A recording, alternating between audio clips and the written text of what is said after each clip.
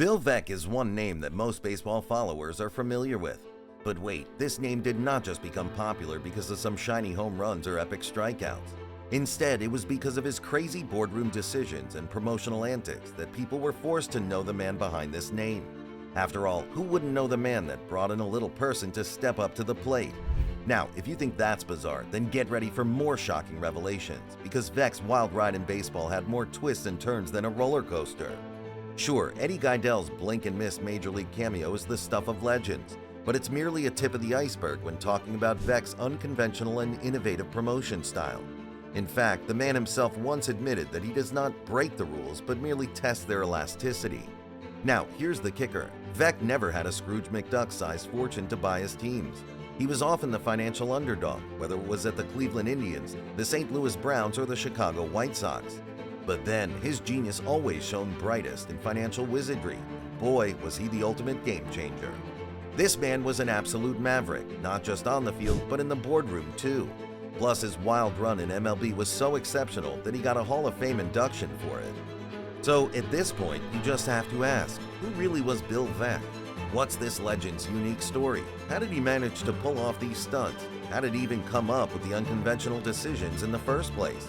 Well, sit back and get ready as we delve into the extraordinary life and times of this baseball legend, who turned the game into a sideshow spectacle while also revolutionizing the financial playbook of America's favorite pastime.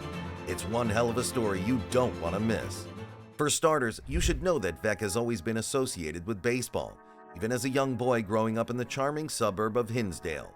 He was just about knee-high to a grasshopper when his father, the sports writer William Veeck Sr., took over as president of the Chicago Cubs. And at the tender age of 4, Veeck's life became really intertwined with the world of baseball. By the time he hit 11, young Veeck was already a jack of all trades, hustling as a vendor, selling tickets, and moonlighting as a junior groundskeeper. But life had more in store for him. Tragedy struck when this young man's father passed away in 1933. However, this became a pivotal moment that set Veeck on a unique path. He packed his bags, bid farewell to Kenyon College, and set sail for the Chicago Cubs. While there, he climbed the ranks within the organization, eventually becoming the club treasurer. Fast forward to 1941, and Veeck's adventurous spirit led him out of Chicago. He ventured into baseball ownership, purchasing the financially troubled American Association Milwaukee franchise in partnership with Charlie Grimm. No doubt this was a gutsy move, especially as Veeck arrived in Milwaukee with just $11 to his name. But then it was just the beginning of an amazing story. What followed was nothing short of pure promotional genius. It was a sneak peek into this smart marketer's bag of unconventional ideas. Veeck began gifting live animals and birds to fans, offering a colossal 200-pound block of ice, scheduling morning games for night shift workers, hosting weddings at home plate, and even surprising manager Grimm with a birthday cake that revealed a much-needed southpaw pitcher. Of course, all these antics paid off, and Milwaukee got 3 pennants in just 5 years. Plus, Veeck's star and popularity began to rise. In 1945, he sold the franchise and pocketed a staggering $275,000 profit. Now that's some serious profit. But Bill Veeck was just getting started. As the world plunged into the chaos that was World War II, Veeck, who was a half-owner of the Brewers at the time, served in the Marines.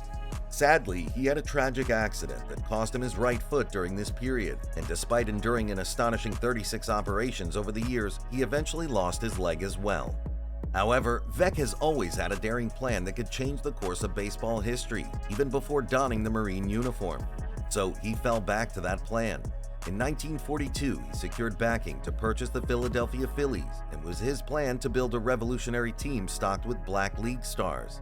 But then, his bold vision was thwarted when he revealed his plans to Commissioner Kenesaw Landis, who was not buying the idea. In 1946, however, Veeck finally arrived with the Indians, and this was thanks to a unique financing arrangement. The finance sage used a debenture common stock group, which turned the team's generated revenue into non-taxable loan payments rather than taxable income. Indeed, this was a vintage Veeck move, and it confirmed that he was always one step ahead. Of course, breaking new grounds was Veeck's forte, and he always did it in a profound way. So it was almost like a familiar move when he signed Larry Dolby in 1947 and made him the first African-American player in the American League. The following year, he inked the legendary Satchel Paige, a 42-year-old rookie who would become a legend in his own right. Sadly, at this point, we must recognize that even legends make mistakes, and Veeck was no exception. The baseball maestro would make an ill-fated attempt to trade popular shortstop manager Lou Boudreau to the Browns, but things didn't turn out as he imagined.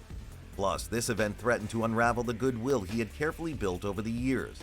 Like wildfire, protests and petitions erupted in support of Boudreau, and it wasn't looking good for Veeck. The good news here, though, is that he handled this crisis like a pro.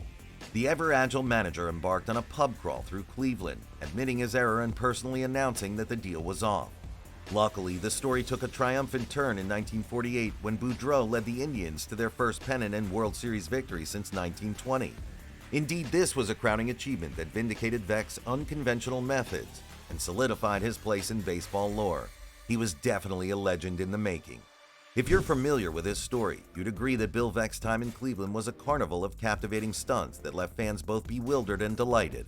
Among the highlights of these stunts was the unforgettable ceremonial burial of the 1948 flag. The dramatic gesture unfolded when it became painfully clear that the team couldn't replicate its championship glory in 1949. In his ever-dramatic manner, Veeck decided to give the fans something to hold on to. It was a symbolic farewell to an era of triumph and a moment that truly stirred the hearts of fans. The outcome of this stunt was, in fact, truly magical, but Veeck has still got some more up his sleeves. After his stint in Cleveland, Veeck's life took yet another fascinating turn. In 1951, he resurfaced as the St. Louis Browns owner, rekindling his passion for the game. Plus, his arrival came hot on the heels of his marriage to Mary Frances Ackerman. With a fiery determination, Veeck set his sights on a bold mission, which was to drive the Cardinals out of town. His strategy wasn't just about winning games, it was also about getting under the skin of Cardinals owner Fred Saig. To achieve this, Veeck orchestrated a masterstroke by hiring former Cardinal legends Rogers Hornsby and Marty Marion as managers. This move was as audacious as it was cheeky, but it didn't end there. As an announcer, he brought Dizzy Dean into the fold, adding more fuel to the fiery rivalry. Moreover, Veeck's creativity didn't stop at personnel. He transformed Sportsman's Park, which was shared by the Browns and Cardinals, into a gallery of Brownie memorabilia, adding to his reputation as an out-of-the-box owner. Moving forward, the wild ride of Bill Veeck's baseball antics continued with an iconic gimmick on August 19, 1951, which involved the unforgettable gaedel stunt. But hey, that was just the start of Veeck's circus. 5 days later, he unleashed what he called Grandstand Manager's Day, which was arguably one of his most elaborate stunts. Now, picture this. Bill Veeck, former Philadelphia Athletics manager Connie Mack, and thousands of fans, all armed with placards that had yes on one side and no on the other side during a game. Bob Fischel, the publicity director, would hold up cards with proposed moves, including steal, bunt, change pitchers, and others. Then, the grandstand managers would flash their opinions, saying either yes or no. The fans called it an excellent game, and the Browns would go on to triumph 5-3, ending a 4-game losing streak. This was another example of Veeck's knack for turning games into spectacles. Sadly, though, the end of the Browns era loomed after the 1952 season. It so happened that Veeck had a visionary suggestion, saying that American League clubs should share radio and television revenue with visiting clubs. Unfortunately, it was voted down 7-1. In retaliation, he refused to allow broadcasts of games when the Browns were on the road. The league struck back by eliminating lucrative Friday night games in St. Louis. And to make matters worse, Veeck realized it was time to relocate his franchise when Cardinals owner Fred Saig sold his own team to Anheuser-Busch Breweries, who obviously had deep pockets. The only way for Veeck to keep his franchise afloat was to sell the team, so he did. The franchise then found a new home in Baltimore. But hey, if you think Bill Veeck's baseball journey was over, then you're absolutely wrong, because it still has more twists and turns ahead. In 1959, Veeck resurfaced as the head of a syndicate that took control of the White Sox. Under his leadership, the team achieved remarkable success, winning their first pennant in 40 years and setting a team home attendance record with 1.4 million fans. Always one for the spectacle, Veeck went on to install the first exploding scoreboard in the majors here. It was a 130-foot marvel at Comiskey Park, and it lit up with fireworks, sound effects, and electric pinwheels after White Sox homers. Despite battling health issues, Veeck's spirit remained unbroken. He sold his share of the team in 1961, but returned 14 years later as the owner of the White Sox once again. 2 weeks later, arbitrator Peter Seitz issued the landmark Messersmith-McNally ruling, and this ruling ushered in the era of free agency. Now, while the odds were stacked against smaller market owners, Veeck remained true to form and hung on for 5 more seasons. During this period, he orchestrated a bicentennial-inspired Spirit of '76 parade on opening day in 1976, leading the charge as a peg-legged fifer.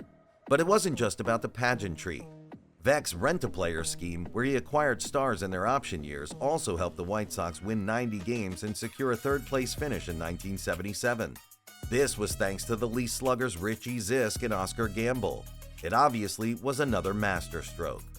In 1976, Bill Veeck made baseball history again by reactivating the 54-year-old Minnie Minoso for 8 at-bats. It was a move that allowed Minoso to proudly claim that he had played in 4 different decades. But as if that's not enough, Veeck did it again 4 years later, bringing Minoso back into the game. And although Minoso went 0 for 2 this time, he could now boast that he had played in 5 different decades, a massive and legendary achievement, all thanks to Bill Veeck. Veeck's genius extended beyond player activation, and he had a knack for turning tradition on its head. One of his most enduring ideas was having the legendary announcer Harry Carey serenade the crowd with "Take Me Out to the Ballgame" during the 7th inning stretch. It was a tradition that would become a staple at baseball games, transcending eras and even generations. Another of Veeck's innovations was having players take curtain calls after hitting home runs. It was a gesture that celebrated the extraordinary moments in baseball, creating a connection between the stars and baseball fans. Yet perhaps the most notorious chapter in Veeck's career was the Disco Demolition Night. It was on June 12, 1979, when a disc jockey's plan to explode disco records between doubleheader games took an unexpected turn. Thousands of fans flooded onto the field, and the police struggled in vain to restore order. Consequently, the second game had to be postponed, and the Detroit Tigers ultimately claimed victory via forfeit the next day. No doubt, Bill Veeck's journey in baseball was one of audacious ideas and unforgettable moments.